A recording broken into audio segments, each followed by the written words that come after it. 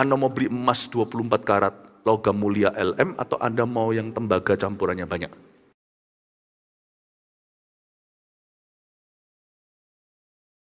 Bawa banyak jiwa, tuaian sedang terjadi. Kita rencanakan yang terbaik selalu, nanti Tuhan akan melampaui rancangan-rancangan hati. Asal motivasi kita itu bersih, dan kita itu rindu kemuliaan Allah di atas segalanya. Nanti lihat ya, Allah kita sanggup bekerja melampaui apa yang kita rencanakan. Sebab ada firman bunyinya demikian.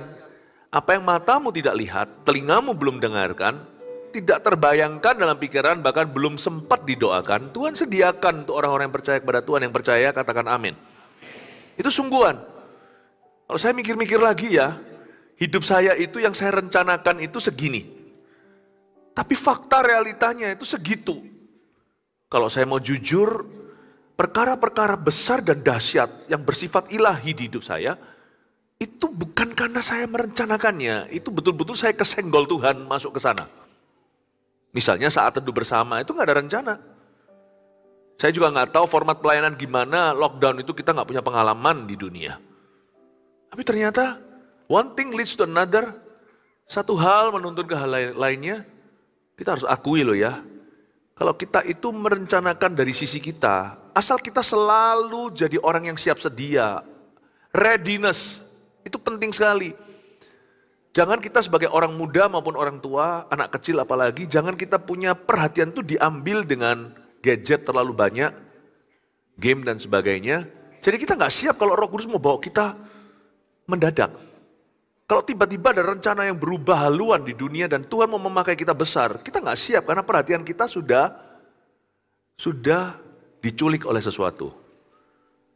Dan waktu kita mengalami pandemi itu kita nggak pernah ngerti ternyata dunia begini. Tapi our church was ready, I was ready. Istri saya siap. Kita sebagai gereja selalu punya filosofi. Tuhan, lalu manusia dulu. Kita nggak pernah main-main dengan pelayanan, kita punya excellent standard. Ternyata tuaian terjadi luar biasa. 9 bulan pertama di masa COVID-19 itu dari Maret 2020 sampai November 2020, enggak 9 ya, 8 bulan pertama. Gereja kita ketambahan, bukan formulir keputusan, ketambahan orang yang masuk ke CG, ke Connect Group itu 20.000 jiwa. Dalam 8 bulan saja. Justru orang-orang waktu pandemi itu kia-kia atau paling enggak bisa cuti. Ya. Jadi nganggur kerja, malah gereja kita tuh sibuknya enggak keruan, lembur-lembur kita. Saya khotbah itu bisa 18 kali khotbah baru dalam 1 minggu. Yang orang-orang tahu saat teduh hanya Rabu Sabtu waktu itu. Tapi saya sekarang di sini lalu tiba-tiba klik Zoom, Zoom baru mulai itu ya. Yang namanya Zoom-Zooman. Itu bisa langsung next hour, jam berikutnya saya sudah berada di Taiwan. Dengan para hamba-hamba Tuhan se-Asia. Lalu habis itu tiba-tiba saya pindah lagi sudah bicara ke Amerika. Yang dengan demikian satu hari saya khotbah berkali-kali, ketemu orang, meeting-meeting, rapat-rapat, syuting-syuting. Lalu minggunya nanti akan ada ibadah online-nya. Bapak Ibu Saudara, ada banyak hal itu dari sisi kita yang penting kita ready atau readiness. Dari sisi Allah akan menunjukkan perkara-perkara yang tidak kita bayangkan. Dunia ini masih gonjang-ganjing, masih banyak rencana yang kita belum ketahui. Tapi Tuhan itu mencari orang-orang yang siap, orang-orang yang ready. Tapi kalau kehidupan kita berjalan secara rutin, jangan mengeluh, kok nggak ada terjadi sesuatu. Tuhan sedang melatihmu. Bahkan semua setback, segala sesuatu yang sifatnya seolah-olah kemunduran, itu setup. Jangan pernah Anda itu mengeluhkan hari-hari yang membosankan. Hari-hari membosankan para rasul itu, rajut lagi. Kan jala itu kadang-kadang koyak, nggak koyak pun jadi usang. Mereka tali lagi, dibikin gimana, ditali ulang. Ya, zaman dulu waktu zaman pramuka, waktu saya masih kecil, sekarang nggak ada ya, Boy Scout versi Indonesia. Sekarang masih ada nggak ya? Masih ada. Kita diajari merajut itu, ada kelas namanya PKK, pendidikan keterampilan. Waduh, itu saya paling takut itu kelas. Mending kelas gelut. Suruh nari, suruh jahit, jahit lagi. Para rasul-rasul murid-murid Yesus kembali mengencangkan tali-tali jalannya yang koyak. Siapa ngerti ternyata Yesus naik ke perahu mereka, suruh ke dalaman. Lalu habis itu mereka menangkap 153 ikan, besar-besar semua. Perahu mereka pun hampir tenggelam. Mereka minta bantuan dari teman. Petrus memanggil Yakobus, Yohanes sebelah sana, ayo guys, come and help me. You see, hidup itu tidak perlu kita menunggu jackpot berikutnya. Saat-saat membosankan waktu kita harus merajut kembali. Kita melatih lagi, perkara yang kita sudah tahu, kita lakukan lagi sampai 1000 kali, sampai kita mahir, sampai kita bosan. Itu sebenarnya Tuhan pandang. Bahwa saat-saat membosankan adalah saat-saat Tuhan itu angkat kita. Tuhan itu memberi kepada kita kemampuan di atas rata-rata, itu saat-saat membosankan. Justru murid-murid, justru 5 gadis bijaksana, 5 gadis bodoh itu kalau Anda perhatikan. 5 gadis bodoh itu gagalnya bukan saat mempelai datang. Saat mempelai datang itu exciting sekali, it's so fun. Tapi pada waktu mereka itu menyalakan lampu, tidak terjadi sesuatu. Lalu habis itu mulai kerlap-kerlip begitu mereka mengantuk, lalu mereka matikan sekalian. Ah ngapain sih? Liau, nganggur sekali. Lalu kemudian mereka tertidur, mereka tidak siapkan minyaknya. Lalu habis itu mempelai datang, pelita mereka tidak menyala. Tahu nggak? Jangan kita itu menunggu great moment-nya, great moments. Momentum besarnya, jangan. Makanya penting sekali gereja itu jangan tunggu KKR. Banyak orang Kristen itu mentalitasnya mentalitas KKR-an. Puji Tuhan gereja kita, GMS Bandung juga. Ada nggak ada KKR? Setia semua melayani dan bertumbuh bersama-sama berbuah di pelataran Allah. CG terus jalan, hari ini jemaat kita sudah ribuan di sini untuk kemuliaan Tuhan. Haleluya. Tuhan belum berhenti. Masih banyak di depan. Visi gereja ini adalah terus mendirikan gereja-gereja baru sampai ke benua-benua. Karena di mana ada gereja yang hidup dan memberitakan Injil, di mana ada gereja yang punya culture atau kebudayaan kerajaan sorga yang dipraktekkan bersama-sama, kota itu akan susah orang masuk neraka dari sana. Gerbang maut akan susah menguasainya. Di atas seperti orang-orang seperti inilah batu karang yang teguh Tuhan dirikan jemaatnya. Dengan adanya gereja seperti GMS Bandung, GMS bukannya satu-satunya gereja di Bandung. Tapi gereja lain kita hargai dan respect. Gereja lain kita doakan, sungguh loh saya kalau ngomong gini itu kita tidak munafik. Tapi kan kita tidak berhak untuk otak-atik. Setiap gereja kan punya kebijakannya. Persatuan gereja yang sempurna itu nanti di sorga. Setiap kita itu punya panji-panji yang harus kita pertanggungjawabkan di depan Tuhan. So if you are from this church, if you are from that church, pastikan the church is doing God's will. Gereja itu melakukan kehendak Tuhan. Ya. Dan bagian kita adalah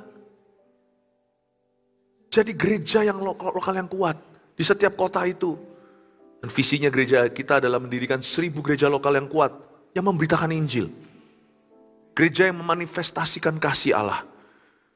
Gereja yang memuridkan, kita nggak main-main memuridkan dari yang the youngest yang paling muda. Dari anak kecil sampai seniornya kemarin yang main angklung itu. Nggak ada satupun yang ditelantarkan. 1000 gereja lokal dan 1 juta murid Kristus. GMS Bandung terus tekun. CG terus, ada nggak ada acara. Pastor Philip datang atau tidak, saya tidak. Terakhir kali saya datang 5 tahun lalu, ternyata Anda juga terus bertumbuh sampai ribuan. Nggak masalah itu. Justru di saat-saat minggu-minggu yang membosankan itu, nggak ada sesuatu yang sifatnya sensasional, disitulah Allah menguji kesetiaanmu dalam perkara-perkara sederhana. Supaya Anda menjadi orang yang luar biasa. Berapa banyak orang-orang yang dahulunya masih pendosa, tapi setelah sekian tahun di dalam gereja ini, sekarang sudah jadi pemimpin. Saya dengar cerita, si ini dulu peminum. Anaknya pun diajak minum. Nah, ada yang begini nih mulanya sudah salah satu, saya tahu. Gak apa-apa, karena itu sudah jadi kesaksian umum.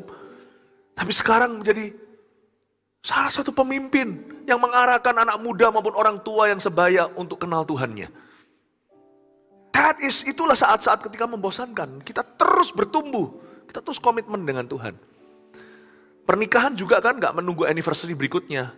Tapi hari per hari kita semakin kokoh sebagai suami istri. Hari per hari, kalau kita mau bangun sesuatu itu hari demi hari. Amin Bapak Ibu Saudara. Saya kok ngerasa harus ngeflow di sini dulu sebelum saya masuk ke topiknya nih. Ya, topik saya hari ini yang di kebaktian sekarang adalah perencanaan yang baik. Katakan perencanaan yang baik. Saya kasih beberapa tips praktis lewat firman versi Yakobus, tapi sebelumnya seharian ini saya berkhotbah ini ketiga.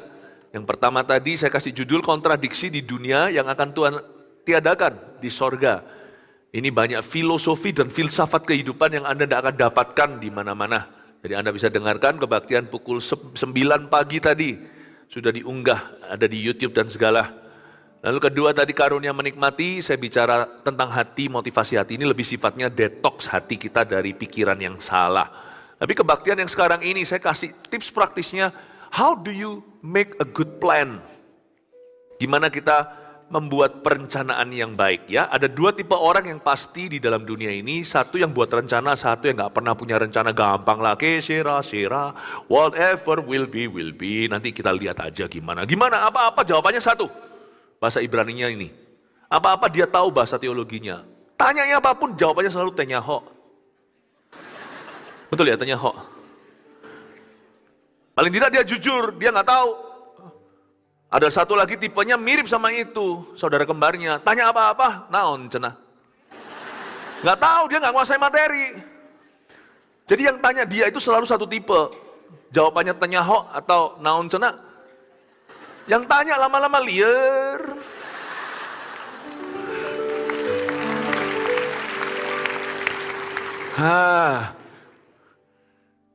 Repot lah kalau sama orang gini, musuh orang begini. Anda tipe yang gimana? Anda tipe yang planning atau nggak planning? Jujur, coba ya, sejujur-jujurnya ya. Yang nggak angkat tangan berarti orang itu sudah mati. Siapa yang tipe planning angkat tangan? Oh bagus, saya bangga sekali. Turun tangan. Siapa yang tipe nggak planningan orangnya angkat tangan? Lebih banyak mestinya tapi malu kan? Nggak usah malu, saya beritahu. Yang planning juga nggak bangga kok kalau planningnya di luar Tuhan. Ini nanti ayat kan sindir-sindir ke sana. Jadi sekali lagi saya tanya, siapa yang nggak planning angkat tangan? Sekarang lebih banyak. Tapi gini, yang saya belum beritahukan, yang gak planning lebih parah. Ngomong kanan kirinya, planning gak planning, Tuhan mengasihimu, hari ini kau berubah. Ya? Oke, jangan jawab tanya ho lagi ya. Haleluya. Jadi, perencanaan yang baik itu seperti apa sih? Kita baca dulu ayatnya, Yakobus 4 ayat 13 sampai 17. Jadi sekarang, hai kamu yang berkata, hari ini atau besok kami berangkat ke kota Anu, dan di sana kami akan tinggal setahun dan berdagang serta mendapat untung, sedang kamu tidak tahu apa yang akan terjadi besok.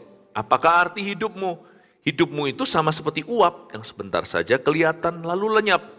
Sebenarnya kamu harus berkata, jika Tuhan menghendakinya, kami akan hidup dan berbuat ini dan itu. Tapi sekarang kamu memegahkan diri dalam congkakmu dan semua kemegahan yang demikian adalah salah. Jadi jikalau seorang tahu bagaimana ia harus berbuat baik, tetapi ia tidak melakukannya, ia berdosa. Dalam Alkitab Indonesia diberikan judul oleh penterjemah, jangan melupakan Tuhan dalam perencanaan. Pertama-tama bicara tentang orang yang tipe planning. Jangan membuat planning, tapi tidak melibatkan Tuhan. Kita itu perlu dari waktu ke waktu itu, dalam segala sesuatu, selalu mengembalikan ke Tuhan Yesus. Waktu saya kecil, nggak tahu dulu ya, anak masih ingat gak ya? Seharian ini saya banyak cerita yang seputar nostalgia. Coba di kebaktian ketiga. Siapa yang tahu satu game anak-anak kecil dulu main, cuman game dulu bukan online, jadi bukan pakai gadget. Zaman dulu yang keringatan tuh seluruh badan kita, bukan hanya jari jemari. Dulu ada yang namanya permainan anak benteng-bentengan. Siapa pernah main itu angkat tangan? Kita mesti main itu lagi. Anak-anak muda sekarang nggak tahu soalnya, wah mereka tuh nggak keringatan. Benteng-bentengan. Jadi kita punya benteng sebelah situ, dia punya benteng di sebelah sana. Lari siapa yang pegang benteng terakhir, dia lebih berkuasa. Jadi kalau siapa ditepuk sama dia, jadi tawanan. Ingat ya. Dan kalau kita lari kenceng, dari sana teman keduanya udah lari mau tepuk kita, kita memang menang terhadap orang yang satunya yang tadi kalah kalah benteng sama kita. Tapi orang itu baru fresh pegang bentengnya. Dia bisa jadi tawanan, kita ditepuk, kita jadi tawanannya. Impas dong satu-satu, nggak menang. Dan anak muda sekarang, mainan macam apa itu? Oh, mainan yang seperti itu membuat orang-orang zaman dulu hidupnya lebih panjang. Ya. Nah, itu benteng-bentengan. Apapun yang kau bawa ke Tuhan, fresh. Dalam segala perencanaan atau aktivitasmu, kalau Tuhan tidak lama lalu kau pegang, itu jauh lebih berkuasa nanti hasilnya.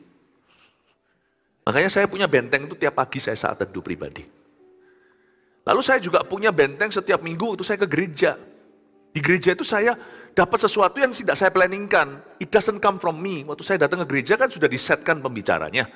Ibadah ke arah mana kan tidak ada urusan dengan saya. Jadi betul-betul itu murni Tuhan mau berbicara sesuatu yang tidak kurencanakan dulu.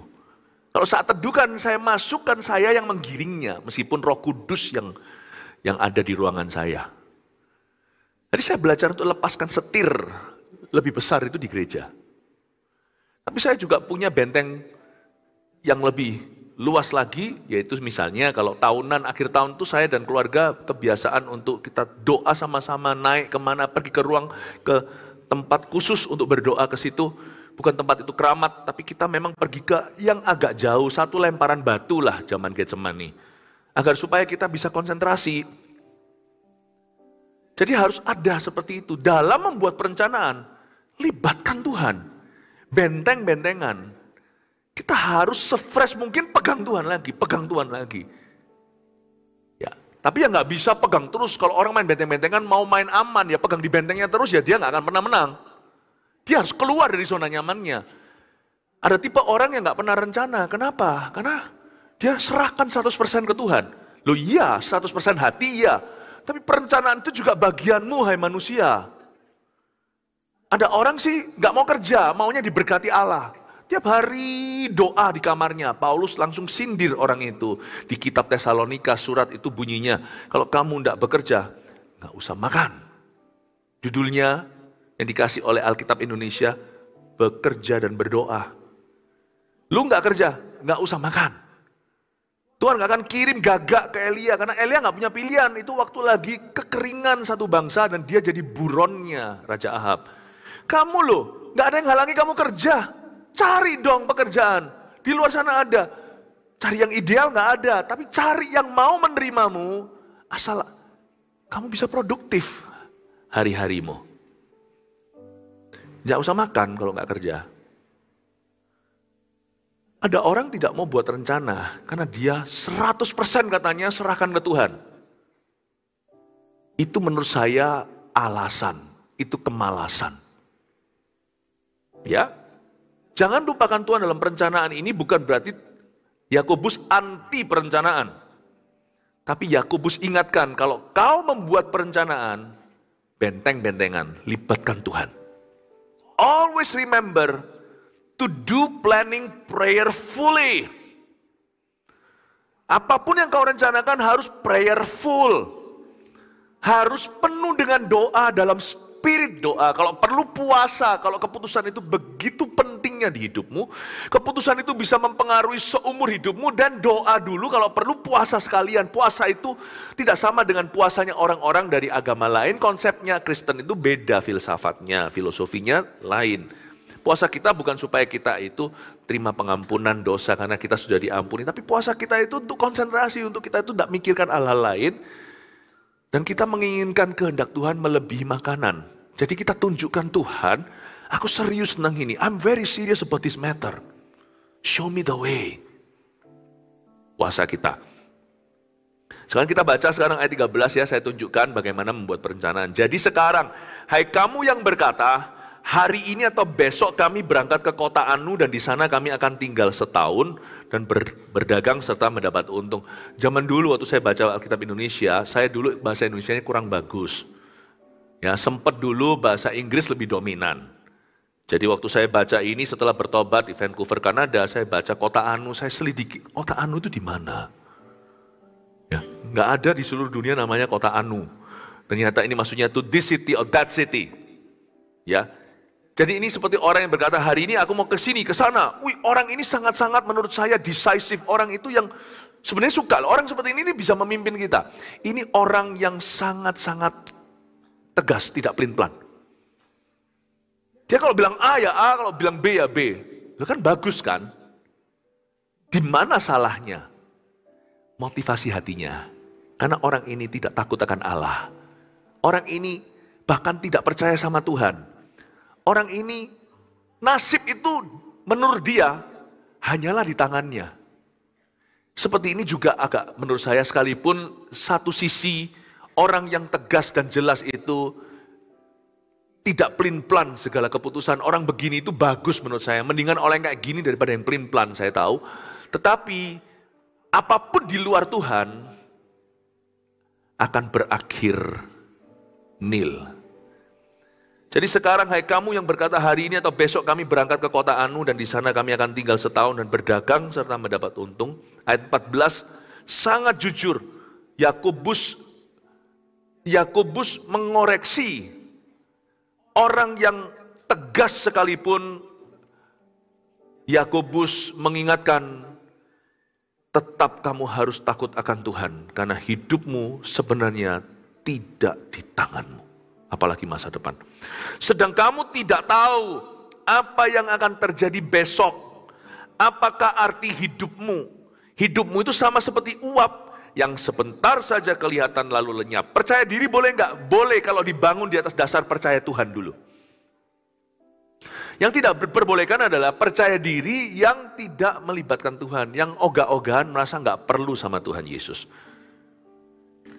Kalau saya suruh pilih di luar Tuhan nih, saya mau jadi orang percaya diri atau orang yang tidak percaya diri? Saya mau jadi orang yang percaya diri.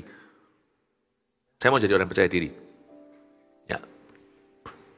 Saya dulu waktu kecil belajar karate. Turnamen pertama saya itu dikalahkan oleh satu orang.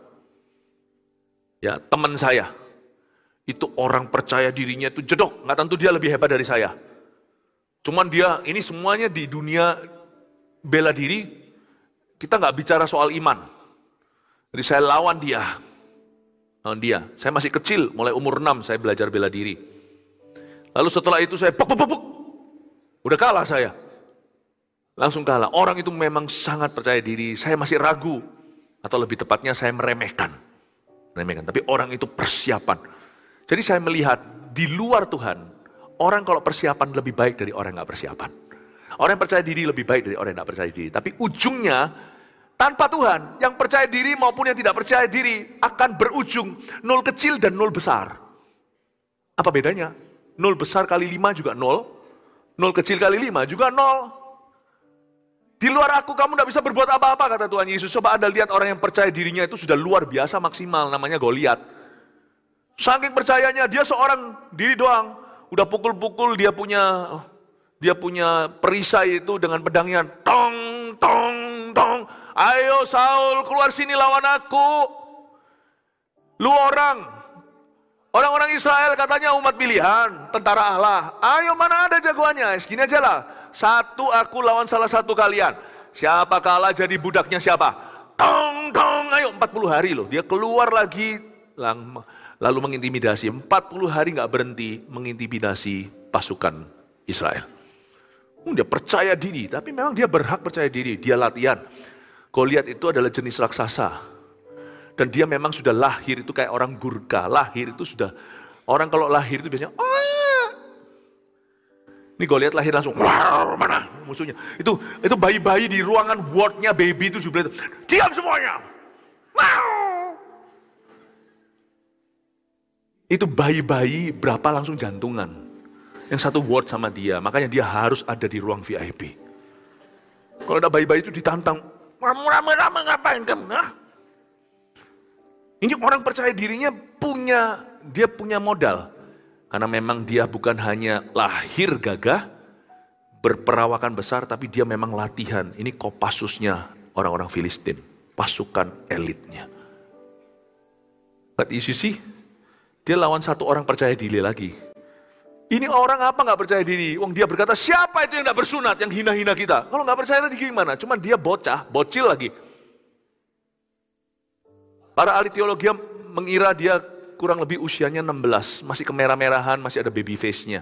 Cuman bawa ketapel gitu aja datang, ambil 5 batu, dia jaga-jaga kalau satu meleset kali, dia ambil 5 dulu. Sama-sama datang masuk ke gelanggang, sama-sama percaya dirinya. Cuman yang satu percaya diri, 0 besar. Gak ada Tuhan di dalamnya. God, why do I need God? Look at my bicep. Why do I need God? Buat apa aku butuh Tuhan? Aku kaya, koneksiku semuanya, bintang-bintang.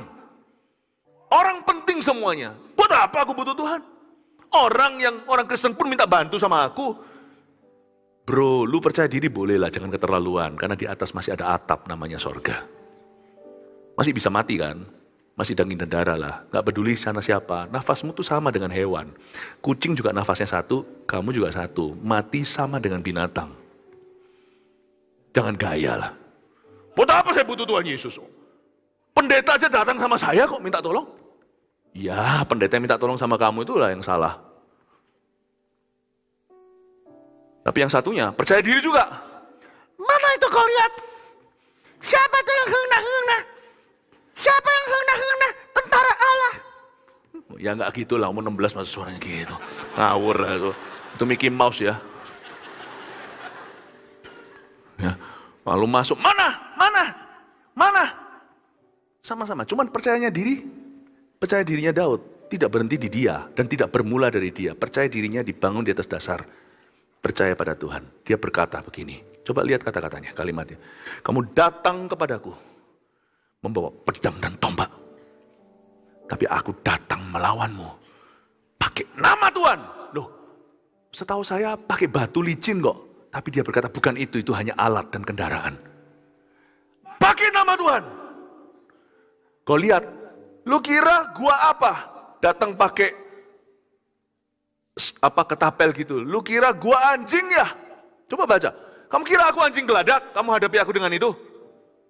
Gaya dia, lebih tersinggung, lebih ke arah dirinya. Daud berkata, kenapa kau hina tentara Allah? Hari ini kau hina-hina Allah Israel. Kamu datang dengan tombak, aku datang dengan namanya.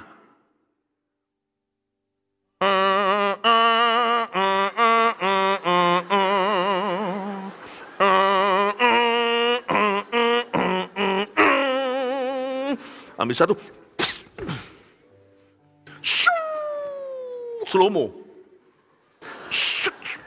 Kau lihatnya turun kan. Anda tahu kan lembah itu turun gini. Ini slow-mo nih, Goliatnya tuh. Ada satu hal yang janggal, Goliat itu ditutup dengan semua itu besi. Karena orang Filistin itu monopoli besi. Jadi orang Israel yang punya pedang itu cuma Saul doang. Yang lainnya pakai kayu lah, pakai apa, whatever. Jadi mereka ditutup semuanya. Cuman gak mungkin toh didesain sama mereka untuk nantang. Jadi semua itu kecuali di sini kasih lubang, itu kan gak mungkin. Saya sih curiga, nggak ada buktinya, itu helmnya pasti tertutup semua tuh di jidat dan dahinya. Tapi waktu dia turun, karena dia berat, itu ratusan kilo badannya, mungkin helmnya miring atau jatuh. Waktu slow-mo, wow, si Daud juga turun.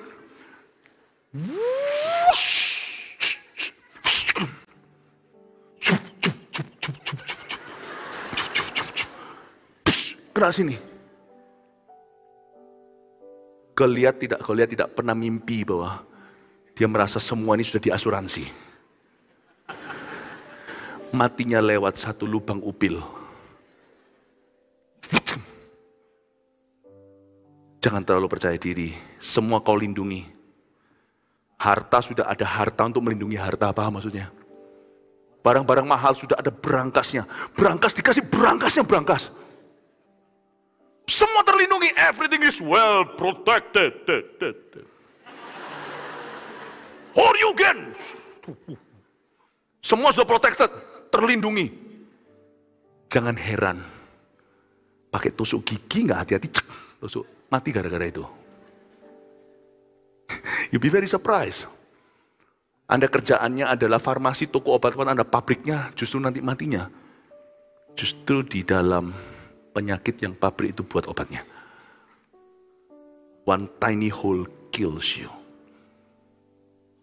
Jangan terlalu percaya diri, kota anu. Melakukan itu, aku mau pergi ke situ, tahun depan aku mau setahun di sana, bla bla bla dan sebagainya. Come on lah. Libatkan Tuhan, percaya diri boleh. Belajar dari si kecil, percaya dirinya itu di atas dasar percaya Tuhan. Bermula dari sana, berakhir di sana. Paham Bapak Ibu Saudara? Percaya diri boleh nggak? Menurut saya, mendingan percaya diri daripada pelin-pelan. Tapi kalau saya boleh pilih, saya bisa sarankan, lebih baik percaya Tuhan daripada percaya diri atau tidak percaya diri. Sebab orang yang percaya Tuhan, Tuhan pasti bangun kepercayaan dirinya. Nggak ada, orang ini percaya Tuhan loh, dulu dia orangnya riang, sekarang gimana? Sekarang nggak berani lihat mata. Kenapa? Tuhan Yesus ajari dia untuk jadi malu-malu. Mana ada? Anda masuk ke CG, cepat lambat akan berdoa sebelum makan. Bentar lagi mimpin. Ini orang dulu ya masuknya itu, wah dia itu percaya diri, orangnya confident banget. Sekarang gimana? Sekarang jadi introvert sekali, takut di dalam tempat yang terang, maunya digelap terus. Saya rasa bukan Roh Kudus itu Roh jahat itu. Orang yang percaya Tuhan pasti dibuat percaya diri. Jadi boleh nggak kita itu membuat perencanaan? Kalau buat perencanaan, please jangan pelin-pelan. Kalau membuat perencanaan itu buat perencanaan, tapi benteng-bentengan, bawa ke Tuhan sebelum bawa ke Tuhan sesudah. Uji lagi. Kenapa? Waktu kita bawa hati kita ke Tuhan, satu hal yang akan muncul di dalam jiwa kita. Tujuan itu jadi jelas. Tahu nggak orang kalau datang ke Tuhan, karena Tuhan itu terang, maka motivasinya akan dibuka. Kenapa saya suka masuk ke hadirat Allah sekalipun saya tidak tentu mendapatkan semua jawaban yang saya perlukan? Langsung paling tidak kan, kepingin kita kan apple to apple. Saya kepinginnya ya atau enggak, langsung Tuhan jawab enggak atau ya. Saya kepinginnya langsung tahu kiri atau kanan, tapi kadang-kadang masuk hadirat Tuhan, bukan kanan atau kiri yang diberitahukan, malah justru hati saya yang diobok-obok sama Roh Kudus. Ketika hati saya jadi jelas, motivasinya dibuka semua, yang salah jadi salah, yang benar jadi benar, titik sedikit pun dengan MRI ilahi akan kelihatan. Bukankah waktu kita CT scan MRI baru kelihatan itu kok ada bercak-bercak di paru-parunya, ternyata pneumonia atau TBC atau apa, atau bahkan kanker. Akan ketahuan, karena Tuhan itu terang. Dan waktu saya masuk ke sana, hadirat Tuhan kadang-kadang ekspektasinya adalah dapat jawaban yang vulgar, jawaban yang gamblang, tapi ternyata enggak. Malah justru waktu saya masuk disuruh ngampuni. Masuk saya disuruh bersyukur. Gimana tuh Tuhan ini, kenapa enggak praktis? Tapi ketika saya keluar, keputusan tadi yang membingungkan jadi jelas bagi saya. Saya jadi bisa mengelus-elus dada dan berkata, untung tadi saya tidak ke kanan. Ternyata motivasi saya salah. Hal-hal yang tadinya saya sangat-sangat ambisius, saya baru disadarkan, itu semua keluar dari keserakahan. Jadi saya akhirnya diluputkan dari yang investasi bodong-bodong begitu. Ketika hati berkata, di mana hatimu berada, hatamu berada, di situ hatimu berada, saya nggak mau lah terlibat dengan sesuatu yang nggak kelihatan hulu hilirnya, yang cuma ditawarkan keuntungan berkali-kali ganda, entah dari mana. Bisa pintar sendiri. Memang tidak langsung Tuhan putuskan. Hei boleh, hei nggak boleh. Hei kamu sekolah sana, kamu sekolah di dalam negeri, di luar negeri. Hei kamu, itulah pasangan, itu jodohmu. Demikian firman Tuhan, itulah jodohmu. Nggak tentu. Tapi tiba-tiba aja hati kita itu berani memilih. Dan damai sejahtera pula. Ketika hati kita masuk ke hadirat Allah, tujuan kita jadi jelas. Segala sesuatu yang kita hendak lakukan dan putuskan itu, kita bisa lihat ujung tombaknya. Ketika kita masuk hadiratnya, tiba-tiba jiwa kita sendiri menuduh dan bertanya, what is the end of this though? Akhir daripada segala sesuatu yang kamu lakukan ini ujungnya apa? Tiba-tiba kita sadar, aku rindu. Aku sungguh-sungguh rindu untuk dipakai menjadi pendiri gereja. Meskipun aku bukan pendeta. Mungkin Anda sedang lagi doa, anak muda, atau anak Anda berdoa, mau tekuni jurusan apa.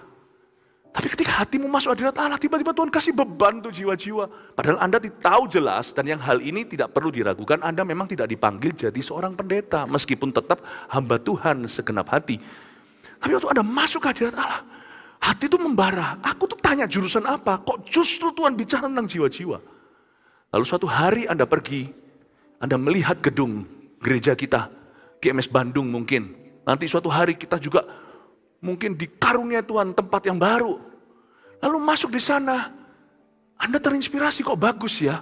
Siapa arsiteknya? Lalu tiba-tiba Anda tahu arsiteknya adalah seorang om dari Surabaya yang gambar-gambarkan, atau mungkin tim pembangunan gereja kita yang diisi insinyur-insinyur, volunteer semua, sukarelawan. TPG namanya, tim pengembangan gereja dari GMS Bandung. Anda tahu om itu, dia nggak menonjol datang ke gereja, dia nggak dipaksa untuk naik ke atas berkhotbah karena bukan itu panggilannya. Lalu dia gimana lihat? Aku tahu kok om itu. Om itu seorang coach atau seorang supervisor di antara beberapa CG. Dia itu baik sekali orangnya, termasuk usher. Oh, jadi dia ini yang merancangkan semua. Dibayar berapa? Volunteer dia untuk pekerjaan Tuhan. Itu persepuluhan skillnya dia bisa berikan untuk Tuhan, karena dia tahu bahwa kasih karunia dia bisa menjadi insinyur. Dia punya cerita kesaksian sendiri, lalu Anda mulai cari ceritanya, ketemulah ceritanya. Atau Anda klik sosial medianya, dia ada cerita kesaksian, atau mungkin diangkat sama Business Connection, ministry kita, Biskonnya. Lalu Anda berkata, Anda tidak minta sama Tuhan itu langsung jelas. Tuhan beritahu, ambil hospitality, ambil manajemen. Enggak ada. Tapi Anda tiba-tiba dituntun sama Roh Kudus pada sebuah teladan. Anda lihat dan berkata, aku bisa melayani seperti om ini. Lalu Anda ngomong sama orang tua, saya mau jadi seorang arsitek. Kenapa? Aku mau membangun rumah Tuhan. Hati Anda begitu. Setelah Anda lulus, ternyata bukan rumah Tuhan aja yang Anda bangun. Setelah jadi 1-2 bait suci, Allah juga membangun istanamu, hai Salomo. Salomo kan membangun bait Allah dulu. Tapi setelah itu istananya pun dibagusi sama Tuhan. Tiba-tiba Anda menjadi developer. Di Bandung sini, Anda dapat hikmat Allah. Anda mulai membeli 1-2 tanah. Dan Anda mulai bangun kecil-kecilan. 30 years later, Anda menjadi developer yang terutama di sini. Anda akan kembali lagi pada hari itu, Anda masuk hadirat Allah. Tuhan tidak memberimu clue, tapi Tuhan menunjukkan tujuanmu. Dan dari sana Anda menemukan hikmat Allah sepanjang perjalanan itu. Kiri kanan, kulihat saja, banyak, bukan pohon cemara. Hikmatnya Allah, kiri kanan, kulihat saja, banyak hikmatnya Allah. Hari ini yang tahu lagu saya berarti Anda tahu usia Anda. Ini lagu anak kecil zaman itu. Amin Bapak Ibu Saudara. When you enter God's presence waktu Anda perencanaan, mungkin Anda tidak langsung dapat clue. Tapi Anda akan tahu hatimu. Kenali tujuanmu. Tapi buat keputusan yang tegas. Jangan kembalikan ke Tuhan, wong kuncinya di tanganmu, kunci kerajaan sorga kan di tangan Anda. Itu bukan cuma kunci kerajaan sorga, kunci hidupmu itu sebagian di tanganmu. Namanya perencanaan, namanya well planning. Kita lihat ayat 15, sebenarnya kamu harus berkata, jika Tuhan menghendakinya, kami akan hidup dan berbuat ini dan itu. Biasakan mulut kita pun mengingatkan kita, jadi gentle reminder. Jadi saya kalau ngomong sama seseorang ya, saya selalu ngomong sama anak-anak saya aja, Dad, nah, kalau anak saya tanya, kita nanti tahun depan rencananya gimana, apa ini dan itu. Anak-anak saya itu suka tanya, karena terbiasa dari kecil, saya dan istri saya selalu sosialisasikan rencana-rencana kami, rencana-rencana besar. Saya dan istri itu masing-masing punya agenda manual malahan. Yang bisa lihat 1 stage 1 tahun. Apa ya, karena Pastor Philip sudah sibuk, zaman sebelum saya sibuk sudah begitu. Supaya hari-hari tidak terbuang, karena saya punya keyakinan bahwa sukses hidup itu tidak dibangun dengan mimpi besarmu. Sukses hidup itu dari langkah kecilmu. Saya nggak percaya orang yang datang dengan mimpinya, mau jadi apa? Aku mau jadi orang yang paling berhasil di dunia. Tunjukkan rencana sehari-harimu. Bangun jam berapa? Oh ya, sebangunnya. Tidur jam berapa? Bohonglah kamu. Atau bukan bohonglah, mungkin kamu dibohongi dengan mimpimu. You don't show me your dream. God never promises to bless your dreams. Karena banyak dreamer di luar sana itu, nggak jadi apa-apa kok. Sebagian jadi gila karena mereka mimpinya broken. Coba lihat orang-orang yang bicara dengan dirinya, kasihan itu di jalanan. Telanjang semuanya kalau pemerintah belum angkut mereka, lalu ditampung. Mereka itu bicara sendiri. Coba Anda lihat, telusuri, setiap orang itu ada cerita di mana mereka satu titik, mereka putus asa sama mimpinya. Mimpi tidak kesampaian itu jadi stres dan depresi, itu juga bisa. God doesn't promise to bless your dreams. Tuhan tidak berjanji untuk memberkati mimpimu. Tuhan berjanji memberkati persiapanmu. Tuhan tidak pernah berkata, oh pelita, oh haleluya. Pelita bagus sekali ya kamu bawa pelita. Tuhan itu lihat yang mana punya minyak, yang mana enggak. 5 gadis bodoh dan bijaksana itu bedanya bukan pelitanya. Sama-sama punya cita-cita. Bedanya di minyaknya. Satu punya minyak, satu mempersiapkan diri, satu enggak. Saya dan istri saya selalu punya, dari sejak kami belum busy seperti hari ini. Besok mau apa? Kalau nggak ada apa-apa, kita buat rencana. Kita nggak buang-buang waktu. Ngantor juga sama, ngantor ceklok masuk, ceklok keluar, ada nggak ada urusan kerjaan. Mungkin pelayanan belum sebesar ini, tetap. Saya masih ingat pertama kali saya ngantor di gereja, waktu itu gereja, saya masih junior. Waktu saya masuk ke gereja, nggak ada lagi apa yang harus dilakukan. Bukan berarti gereja pengangguran, enggak. Cuman ministry terbatas waktu itu. Tapi saya tetap komitmen. Sisa waktu saya pakai itu baca buku-buku. Baca buku tentang Ceki, baca buku tentang semua, baca buku-buku yang saya bisa baca itu sekarang berguna loh hari ini. Salah satu buku yang saya baca adalah History, Sejarah Revivalis sepanjang zaman. Jadi sekarang Anda tanya sama saya, siapa itu Stephen Jeffries, George Jeffries, siapa itu Catherine Kuhlman, siapa itu E. Bernard, siapa itu William Seymour, siapa itu Charles Parham, siapa itu Oral Roberts, yang Asia banyak juga, John Sung, siapa saya tahu. Hari-hari itu saya pelajari. Jangan malas apapun profesi. Suksesmu tidak dibangun dengan mimpi, tapi dibangun dengan aktivitasmu hari per hari, jam per jam. Amin Bapak Ibu Saudara. Itu perencanaan, itu planning activity namanya, aktivitas. Sebenarnya kamu berkata jika Tuhan menghendakinya kami akan hidup dan berbuat ini dan itu. Jadi anak-anak saya biasa kalau tanya, Dad apa rencananya ini itu libur. Saya selalu ngomong ini dan saya ngomong ini bukan untuk mereka, saya ngomongin untuk saya. God willing bahasa Inggrisnya. If it is God's will, kalau itu rencana Allah, pendeknya Tuhan kehendaki, Mami Daddy kalian kita akan lakukan ini. Saya selalu ngomong Tuhan kehendaki, kita akan. Tuhan kehendaki, kita akan. Tuhan kehendaki, kita akan. Kita ngomong itu bukan sok rohani, terserah orang mau ngomong apa. Kita ngomong itu untuk ingatkan diri kita sendiri, karena mulut kita itu penting untuk mengingatkan telinga sendiri. Kuping kita itu perlu diingatkan dari waktu ke waktu, supaya jatuh ke hati. God willing, kalau Allah menghendaki, kalau Tuhan menghendakinya, itu panjangnya, pendeknya, Tuhan kehendaki, kita ke situ. Kita ke kota Anu, kita lakukan ini dan itu. God willing, God willing. Tapi bukan tipe orang yang, bos kita harus gimana? Terserah kehendak Tuhan. Kalau gitu ya biar Tuhan aja yang pimpin perusahaan ini, jangan bos. Loh ya memang Tuhan yang memimpin melalui bos, kalau enggak ya ngapain ada lu di situ? Papa mama yang gak becus juga begitu, apa-apa ya nanti terserah kehendak Tuhan. Loh, kan kamu papa mamanya.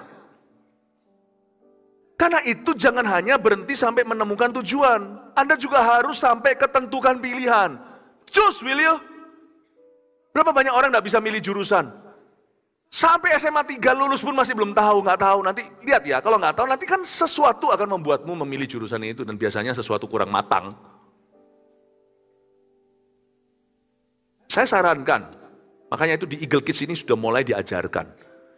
Eagle Kids kita itu slogannya nggak main-main. We are church builders. Dari kecil mereka dilatih untuk mikir mereka itu mau jadi apa. Dari sejak SD ini kita bicara tentang anak-anak kecil kita yang kita gembalakan, anak-anak mudanya lagi. Building churches in our youth. Kemarin kita di Surabaya baru mengadakan yang namanya Expo, Education Expo. Itu kita kerjasama, itu AOG kita luar biasa. Kerjasama dengan universitas-universitas yang kita saring yang terbaik-terbaik dari dalam negeri, luar negeri, mereka semua datang situ. Ada namanya saling timbal baliknya. Gereja bisa lakukan apa di universitas itu, universitas bisa lakukan apa di gereja kita. Jadi puji Tuhan, mereka itu sangat respect dengan anak-anak muda kita. Karena kita terlebih dahulu memenangkan spirit mereka. Dan akhirnya datang, di situ anak-anak kita tuh ambil brosur, ambil apa, itu masih baru aja lulus SMP. Ada bahkan beberapa masih SMP. Buat goal lah, kalau kita yang punya anak masih muda, SMA 1, berarti kelas 10, SMA 1 itu kelas Jose. 10, jari saya nggak cukup. Kelas 10 sudah harus tahu, meskipun masih bisa berubah. Karena tetap kan namanya rancangan kita, Tuhan bisa arahkan. Tapi tetap perlu punya rencana. Jadi buat satu goal, kalau anak-anak muda kita, anak-anak muda di rumah Anda itu SMA 1, udah roughly tahu. Oke, Pastor Philip saya lakukan, saya nanti akan tekan anak saya. Loh, ini teamwork Bapak Ibu. Bagaimana mereka tahu Kristus kalau tidak ada yang memberitakan? Bagaimana mereka bisa punya pengetahuan meskipun samar-samar kalau papa mama bungkam mulut tidak pernah cerita dunia seperti apa. Sedangkan ayah ibu itu 2 pengintai Yeriko, 2 pengintai Kanaan yang terbaik buat putra-putrinya. Talk to them. Bicara ke mereka. Kasih mereka modal, kasih mereka bahan. Kita suruh mereka jadi pabrik kain, tapi kita tidak pernah memberi mereka sutra. Nggak pernah memberikan mereka bulu domba, woolnya atau katonnya. Talk to them. Kami biasakan dari kecil, anak saya Vanessa sudah kemarin baru engage barusan tunangan. Baru beberapa hari yang lalu. Segera nanti dalam waktu-waktu dekat akan ke pelaminan. Dari kecil saya masih ingat mama papanya, kami berdua, itu dari lulus SD elementary, dia sudah clipping, zaman clipping, dia clipping university, clipping jurusan. Anak kami Jeremy juga sama. Dari kecil, malah dulu dari umur balita, sudah ambil buku Webster, dikira dia Alkitab, jam 1 mati lampu, kami tidak bisa tidur karena dia naik meja. Masih umur berapa itu, 6 atau berapa, dan dia pura-pura khotbah. Lucu kayak monyet jalan gini. Nah, dari kecil terus saya beritahu apa artinya jadi pendeta. Saya ajari, saya tanya lagi setiap persimpangan jalan usia-usia berapa lulusan. Kamu masih mau jadi pendeta? Mau, sekarang sekolah pendeta. Mei tahun depan sudah lulus masters di university di Amerika. Dan saya beritahu sama dia, kamu jadi pendeta, tidak boleh pacaran sembarangan. Kamu pacaran setelah lulus kuliah, kamu baru pacaran. Susah, tapi kalau kamu mau jadi seorang pendeta, kamu utamakan dulu kepentingan jemaat, bukan kepentingan pribadimu, bukan your love life, hidup cintamu. Kasihi mereka dulu. Jadi anak saya ini, saya tumbalkan, supaya bisa menjadi hamba Tuhan yang berkenan kepadanya Tuhan, untuk jadi berkat buat anak-anak Anda. Saya beritahu begitu, dari kecil mereka udah tahu. Plus minusnya, anak kami yang kecil Warren juga sama sekarang. Kita bicara tentang 1-2 ini, saya tidak mau mendahului dia nanti biar suatu hari pada waktunya. Tapi dari umur berapa, dari sejak SD kita sudah bicara tentang jurusan yang dia mau ambil sekarang. Kami sudah persiapkan dan ada waktunya kami bawa anak-anak kami ke kota-kota di mana ada university itu. Waktu kami liburan, kami shopping lihat universitas itu meskipun mereka masih muda belia. You talk to them. Jurusan ini apa? Papa punya teman, om ini, jurusan ini. Lalu plus minusnya apa, suka dukanya apa di bidang itu. Rangsang dia punya pikiran. Beritahukan. Hubungan itu apa. Tentang mereka cuma taunya cinta. Apa itu hubungan rumah tangga? Jangan beritahu mereka informasi yang palsu dan salah. Tetapi yang seimbang yang mereka bisa cerna di usia mereka. Anda mesti cerita. Karena nanti suatu hari, mari kita buat goal. SMP 3 paling telat, SMA 1 menginjak di usia itu, sudah langsung tahu kira-kira mau apa dia di grade 10. Dia mau nanti kuliah apa. Kalau enggak, saya menganggap itu seperti kegagalan orang tua. Standarnya Pastor Philip tinggi sekali. Iya, tanya Bruce Lee. Wah, apa hubungannya sama Bruce Lee? Bruce Lee itu di biografinya, dia itu pernah sekali turnamen, dia nggak bisa taklukkan lawannya dalam hitungan menit. Dia rombak semua kungfu yang dia tahu, muncul Jeet Kune Do. Untuk bisa robohkan orang, di zaman belum ada mixed martial art, untuk bisa kalahkan musuhnya cuma dalam waktu semenit doang. Orang itu kalau champion, dalam dunia olahraga aja, nggak usah bicara tentang kerajaan sorga, terlalu jauh lah. Ini dulu aja yang sia-sia. dia standarnya beda. I want to be a champion dad, champion pastor, champion believer, champion Christian. I put a different standard. Standar kami diikuti. Anak saya dan tunangannya masing-masing adalah pacar pertama, satu dengan yang lainnya. Orang berkata sekolah di Los Angeles, orang pasti rusak. Dua-dua anak dan calon menantu saya sama-sama lulusan LA. Tidak pernah dugem sekalipun, baik calon menantu saya maupun anak saya. Tidak pernah dugem sekalipun. Kalau Anda yang tahu di California, itu state yang paling gila di Amerika. Nggak mungkin lah, nggak cicip-cicip sesuatu. No alcohol, touch their lips selama mereka studi di sana. Up to you. Anda mau beli emas 24 karat, logam mulia LM, atau Anda mau yang tembaga campurannya banyak? Kalau sekarang belum telat, tapi Pastor Philip saya sudah banyak kompromi. Mulai hari ini, jangan kompromi lagi. Katakan amin, kasih tepuk tangan untuk Tuhan Yesus. Tentukan pilihan. Make a choice. Umur berapa yang muda mau pacaran? Siapa di sini yang belum punya pacar, angkat tangan? Oke, lebih banyak seharusnya. Jadi yang nggak angkat tangan tadi, saya berdoa Tuhan, biar mereka nggak punya pacar seumur hidup.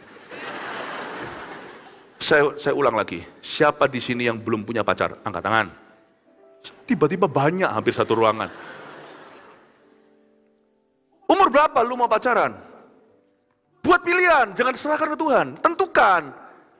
Tanya aja, umur berapa mau Jehwan, mau menikah?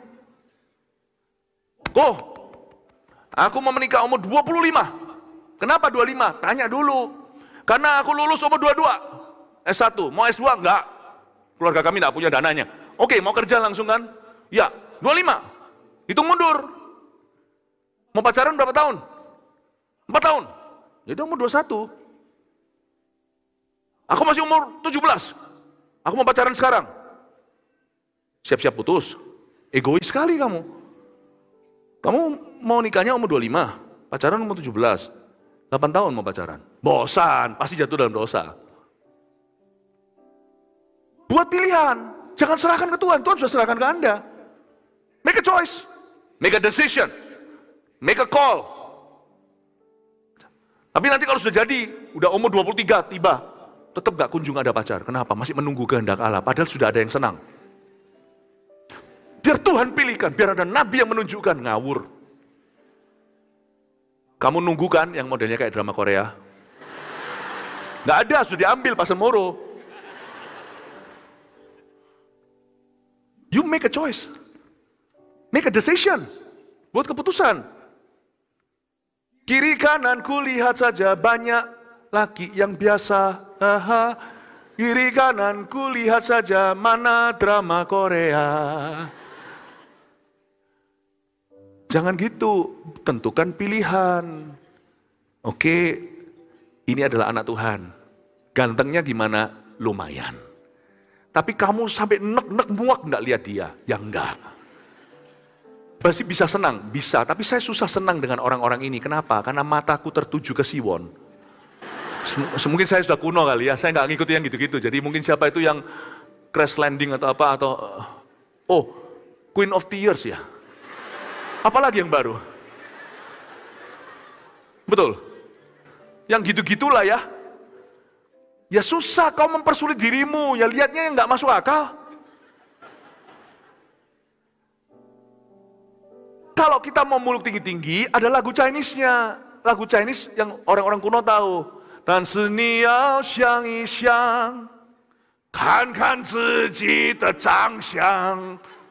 Nggak ngerti, ya sudah. Lu mau yang tinggi-tinggi, ngaca dulu. Lihat paras lu sendiri. Kita mau carinya yang kayak begitu, tapi kita sendiri juga bukan di liga kita. Bukan berarti ada orang lebih tinggi, superior, yang enggak. Beda. Beda culture, pendidikan, status ekonomi. Beda juga levelnya, tampangnya. Nggak usah lah. Membuat keputusan itu, tentukan pilihan itu adalah dari pengetahuan yang baik. Oke, asal orang ini tidak membuatmu muak. Kalau membuat muak kan bangun tidurku terus mati. Bayangin tiap pagi bangun tidur lihat orang yang ada muak, gak bisa. Dia pilihan Tuhan tapi bukan pilihanku ya, jangan. Zaman dulu saya pernah ajari anak-anak muda, checklist itu ada 7. Yang pertama itu takut akan Tuhan. Bukan Kristen saja, tapi Kristen berbuah, nggak usah sempurna. Yang terakhir itu chemistry harus ada. Kalau nggak ada chemistry ya jangan. Apakah kamu mengambil ini sebagai istrimu? Tuhan yang kasih, aku harus mau. Nanti selingkuh. Tapi ada orang itu yang muluk tentang jatuh cinta. Dia harus kriteria tertentu, nggak ketemu-ketemu. Ngaca dulu. Nggak ketemu-ketemu. Kenapa? Terlalu tinggi, terlalu muluk-muluk, terlalu tidak realistis, terlalu fantastis. Dan itu juga di dongeng aja yang ada gitu. Sungguhan. Jadi kita akhirnya nggak pernah ketemu-ketemu. Bukannya nggak bisa cinta. Percayalah, Anda nggak perlu tergila-gila. Nanti kalau asal itu fine, thank you. Nanti ujungnya cinta itu bisa bertambah. Buktinya orang yang jatuh cinta setengah mati kayak rasanya itu pernikahannya itu seperti dongeng cerita dongeng seperti princess dan prince sungguhan seperti Charles yang jadi raja di Inggris dulu dengan mantannya Princess Diana almarhum. Coba lihat itu, pernikahannya waktu itu saya masih kecil, saya lihat, waktu itu saya masih muda, gak terlalu kecil juga, saya lihat waktu itu, wah slayernya itu di belakang tuh, wah sepurnya, itu kayaknya dia akan happy forever and ever, semua orang Inggris berbunga-bunga, pupus. Kau kira jatuh cinta segalanya Anda akan kaget, nanti berujung tak ada perasaan. Tapi perasaan Anda mungkin tidak seperti drama Korea, tapi oke lah ini. Nantinya, mesranya cintanya karena membangun sesuatu bersama. Paham Bapak Ibu Saudara? Anak-anak muda terutama, gak usah cari ke ujung dunia. Jodohmu mungkin ada di sebelah kanan kirimu itu. Jangan ngecuan ya. Lihat itu, Pastor Philip sudah bernubuat, kau ngawur. Tentukan pilihan. Jangan yang terakhir dengan ini saya selesai. Siapa diberkati? Haleluya, kasih tepuk tangan untuk Roh Kudus. Ayat 16, tapi sekarang kamu memegahkan diri dalam congkakmu dan semua kemegahan yang demikian adalah salah. Jadi jika seorang tahu, garis bawah itu, tahu bagaimana ia harus berbuat baik. Jadi bolehkah kita ngambil keputusan atau membuat perencanaan dari pengetahuan? Boleh. Nggak harus dapat wangsit khusus, nggak perlu dapat suatu tanda dari Tuhan. Kalau kamu tahu bagaimana harus berbuat baik, jadi ketahuilah apa yang baik. What is good for you? Jangan berhalakan selalu what is right. Mr. Right itu nggak ada. Soalnya Mr. Right bagi Anda, mungkin Anda bukan Miss Right buat dia. Aku cari yang Miss Right bagi aku. Dia mungkin mau kalau Anda berdoa, tolong Tuhan butakan matanya. Bukan berarti saya berkata seseorang jelek di sini, bukan. Enggak yang benar. Tapi kalau Anda tahu dia adalah orang benar, bukan orang yang benar, orang Kristus, orang Kristen, dan dia orang baik, punya hidup yang baik, punya tanggung jawab yang baik, punya masa depan dan cita-cita yang baik. Keluarganya baik. Anda mesti consider. Tentukan pilihanmu sebelum Anda sampai umur 40 berkata, aku masih menunggu. Lain cerita dengan ada di sini orang-orang yang sampai umur 40 menunggu bukan karena pilihannya dia, karena dia tidak punya pilihan, belum ada yang mau. Tapi ada orang itu yang banyak yang mau, tapi dia nggak mau sampai umur 40. Paham maksud saya? Dia nunggu Mr. Right. Ada sih Mr. Right. Nanti Tuhan Yesus suatu hari telah Anda ketemu. Yaitu tunggu mati, tetap bujangan, menikahnya dalam pernikahan anak domba Allah. For now in this world, there is no Mr. Right. You just make it right. And continue to live right di hadapan Tuhan. Amin Bapak Ibu Saudara. Jadi jika seorang tahu bagaimana ia harus berbuat baik, tapi ia tidak melakukannya, ia berdosa. Oke, 3 poin ini saya berikan sebagai rangkuman. Bagaimana membuat perencanaan nomor 1. Oh kok dimunculin 3? 1 dulu dong. Ini kan contekannya muncul semua. Iya, thank you. Temukan dulu tujuan di balik setiap perencanaan. Tuliskan itu. Temukan dulu tujuan. Jadi kenapa masuk hadirat Tuhan itu jangan ngotot, beritahu. Tapi beberkan hatimu. Makanya penting sekali sedia payung sebelum hujan. Jangan mentang-mentang kita harus memutuskan. Dan jangan cari Tuhan kalau sudah kepepet keputusan. Cari Tuhan itu sejak muda, sejak kecil masa kecil. 5 tahun, 4 tahun sebelumnya itu dia sudah latihan terus sampai dia tidur pun, teman saya ada satu pemain soccer itu pun cuma juara kecamatan. Dia tidur begini, tiba-tiba ceduk di tembok, bengkalah. Saya bilang, kenapa? Aku mimpi bal-balan katanya. Tapi kepalanya diceduk ke temboknya. Kenapa? Dia latihan begitu kerasnya, sampai malam pun dibawa-bawa. Pertandingan masih lama padahal. Jangan begitu. Jangan tunggu sesuatu exciting baru Anda persiapan. Bangun kerohanianmu, bangun hidupmu, bangun imanmu. Aku masih bujangan kok, bangun nanti. Untungnya saya waktu bujangan, saya bangun. Saya dulu waktu sebelum kenal Tuhan, kemarin baru di AUG Camp, bukan kenal Tuhan, belum menikah maksudnya. Saya belum pacaran dan belum menikah itu, saya berdoa, gak usah ditiru ya, saya ngomong gini bukan gaya ya. Dan ini pun tantangannya besar ya, gak mudah. Saya mulai dengan doa 1 jam sehari jadi 3 jam waktu saya bujangan. Saya terakhir sebelum saya pacaran dan sebelum saya menikah, itu saya pernah berdoa 1 hari itu sampai 7 jam. Reguler 7 jam. Dan saya cicil sekian jam, pernah sekaligus waktu liburan langsung 7 jam. Saya sekarang kalau sudah menikah bisa doa 7 jam? Gak bisa. Dengan aktivitas saya seperti ini gak mungkin. Tapi untung dulu saya sudah cari Tuhan di masa-masa pengangguran. Waktu saya masih sekolah. Sehingga sekarang rohani saya cukup untuk mengangkat bukan cuma keluarga saya tapi jemaat. Ya? 2. Tentukan pilihan yang berdasarkan pengetahuan yang baik. Anda tahu dari firman, buat pilihan. Ada orang tanya, mau kerja apa? Nggak tahu, aku nggak ada kerjaan yang, aku masih nunggu tanda dari Tuhan. Bukan tanda dari Tuhan, kamu sudah melamar kerja belum? Belum. Jangan suruh Tuhan yang melamarkan. Kamu lamar kerjanya, tapi nggak ada yang cocok ya, gimana Pastor Philip, nggak ada yang sesuai. Nah ketahuan kan, bukan karena Tuhan kan karena keluhan kan. Nah, kamu maunya apa? Aku maunya yang begini, dia mulai jelaskan kriterianya. Aku maunya yang pekerjaan yang ideal. Sesuai dengan sekolahku, baguslah. Sekarang itu banyak orang lulusan sekolah, saya itu belum lama lalu baru dari negeri Pandah, tahun lalu sih. Itu di sana itu banyak S2 ya. Ya, saya S4, SD, SMP, SMA, S1. Ini S2, betul-betul master's degree, itu antarkan makanan ke rumah-rumah. S2 di negeri orang. Saya bilang, kamu tidak punya pilihan menurut saya ya. Kadang-kadang pekerjaan yang memilihmu ya. Zaman edan sekarang ini. Kamu jangan idealisme. Belajar humble dulu. Karena kamu sudah di usia produktif. Kecuali kalau kamu disuruh pekerjaannya yang ilegal. Ya jangan. Tidak menghalalkan Tuhan tidak datang dengan cara demikian.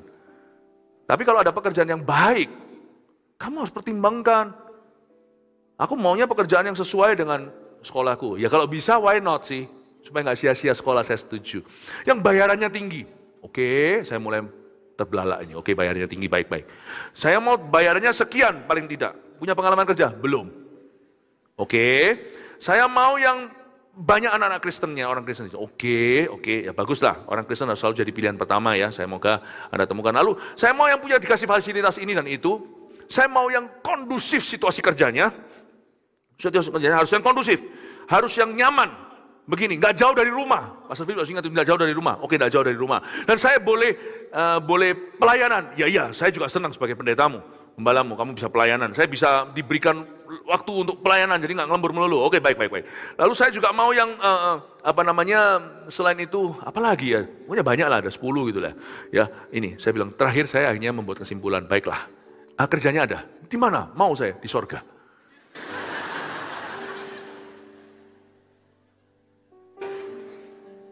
Nggak ada.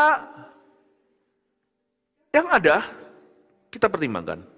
Kita pilih dan kita tanggung jawab. Dan kita percaya dari situ Tuhan tuntun kita. Dari sana kita tuntun. Amin.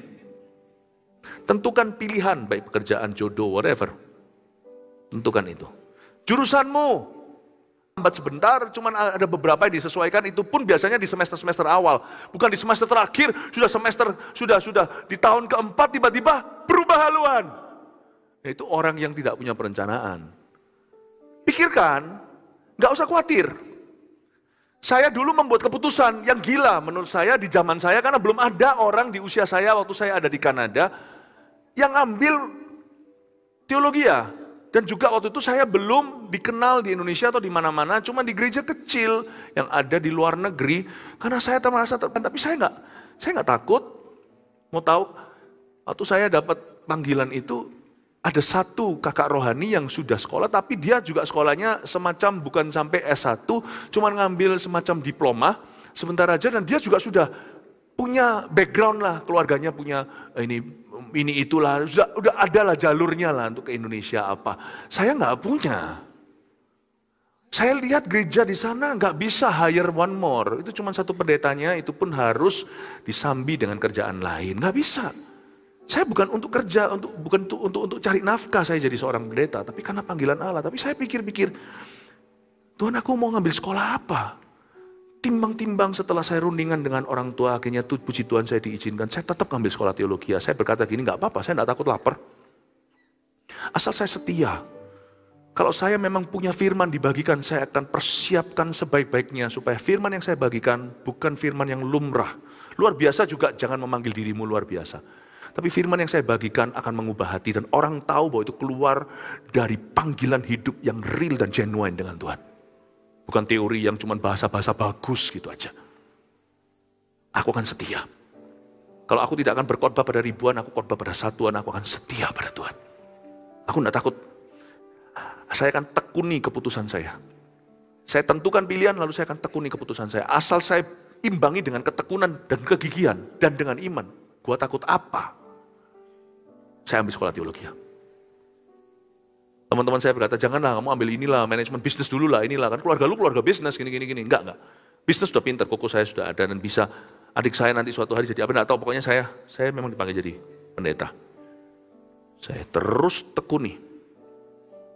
Mana saya tahu ternyata setelah menekuni, setelah khotbah ribuan kali. Kalau teman saya itu dalam tidur sudah bisa pentungan kepalanya, saya tidur itu berbahasa lidah. Ada teman saya yang pernah tidur sekamar sama saya berkata, kamu kok berbahasa roh? Saya tidur itu khotbah. Istri saya tahu, kadang-kadang saya bangun, dia terkejut, kenapa? Aku dapat firman. Langsung saya ke HP saya atau ke catatan, saya dapat firman. Siapa pernah sangka bahasa Indonesia saya biasa-biasa, nggak bisa malahan. Saya hari ini pernah nulis buku yang saya tulis murni sendiri itu Holy Spirit My Best Friend. Dalam bahasa Inggrisnya juga saya terjemahkan.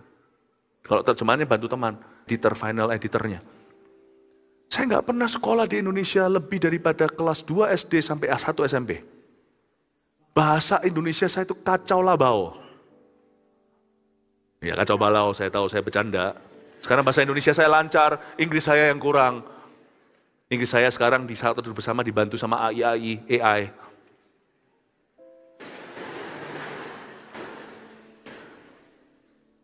Saya tulis buku.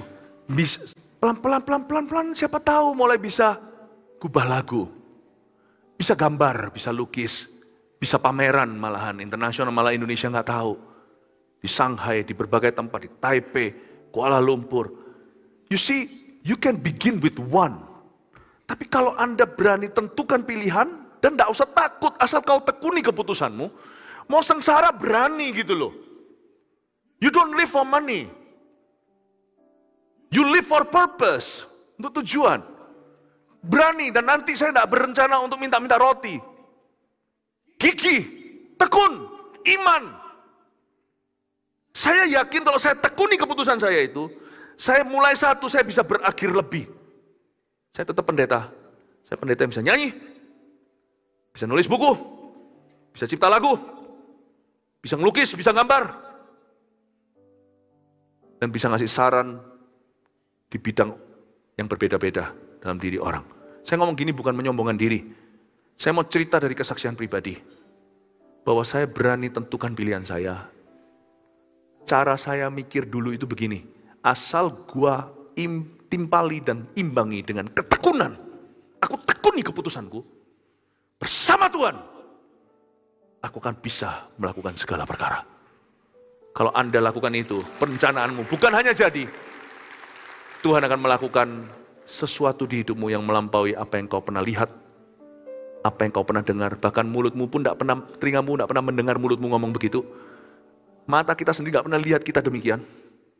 Dan yang melampaui akal budimu, Tuhan akan percayakan dan lakukan itu dalam hidupmu. 3. Yang ketiga, tekuni keputusan, namun beri ruang untuk kedaulatan Tuhan. Tuhan bisa membelokkan, tambahkan. Tuhan juga bahkan bisa berkata, tidak usah yang ini. Ya sudah, nggak apa-apa. Kalau Tuhan berkata tidak. Amin Bapak Ibu Saudara. Berapa kali Tuhan berkata tidak sama saya? Saya nggak bisa cerita aja kehabisan waktu. Tapi dari waktu ke waktu, ketika Tuhan saya mempeng ke situ, Tuhan berkata no. Saya berkata fine, thank you. Saya ikuti. Kasih ruang untuk kedaulatan Tuhan. 3 poin ini adalah cara kita membuat perencanaan yang mantap. Tidak usah pelin-pelan jadi orang. Seluruh dunia waktu itu beritahu sama saya, jangan sekolah teologi ya. Saya sekolah. Here I am today. Untung saya tidak sekolah bisnis. Kalau Anda sekolah bisnis, sekolah bisnis. Jangan campur baur teologi segala. Belajar firmanmu, Alkitabmu, bertumbuh di gereja, sekolah bisnis yang baik. Keluar jadi seorang pebisnis yang takut akan Tuhan. Amin Bapak Ibu Saudara. Berapa banyak orang-orang tua di sini yang pekerjaannya nggak ideal? Nggak apa-apa. Kalau Anda tidak, gini loh, Anda tidak, if you don't do what you love, then you love what you do. Kalau Anda tidak melakukan apa yang Anda sukai, sukai dulu apa yang sedang Anda lakukan. Tapi Pastor Philip, saya itu nggak suka, idaman saya sih saya mau begini begitu. Tapi pekerjaan apa sekarang ada di hadapanmu? Yaitu, sukai dulu, cintai, masuk ke kantor lebih pagi, pulang lebih malam.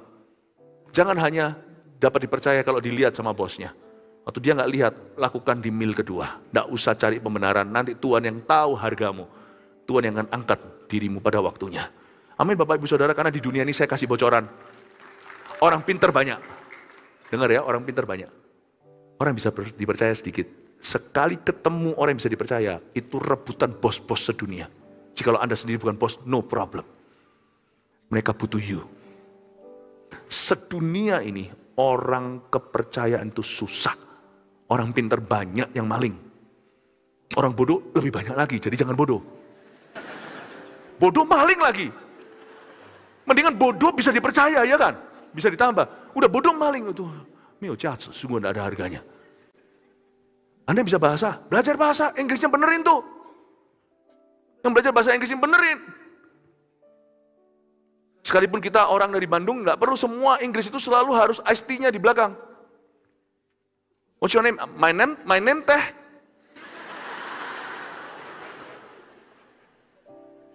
My name is not teh. Benerin Inggrisnya. When you speak English, kamu bicara Inggris dengan proper, nggak harus seperti British, nggak usah seperti American. Proper English. 你如果讲中文的话，就好好的讲中文。Bicara bahasa Chinese, bicara yang benar. Jangan panggil mama itu kuda, ma. Tonasinya, ingtiaunya yang betul. 你好，我叫斐利牧师。Yang betul. Kalau bicara bahasa Sunda, yang benar juga. Jangan tenyaho aja.